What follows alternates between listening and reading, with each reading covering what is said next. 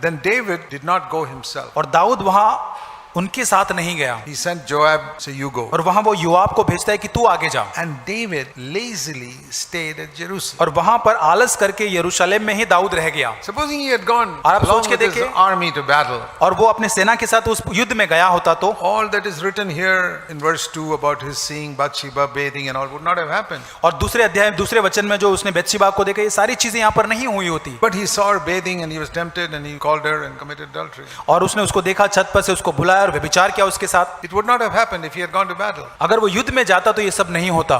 Sometimes temptations come because we are in the wrong place. कई बार परीक्षण इसलिए आते हैं क्योंकि हम गलत स्थान पर होते हैं, If you go where God wants you to be, you may have escaped that temptation. और परमेश्वर आपको जहां कहता है कि आप वहां से निकल जाए तो शायद उस परीक्षण से आप छूट जाते। Think of your life. अपने जीवन के बारे में सोचें। You are tempted sometimes because you are in the wrong place. आप कई बार परीक्षण में पड़ते हैं क्योंकि आप एक गलत स्थान पर हैं।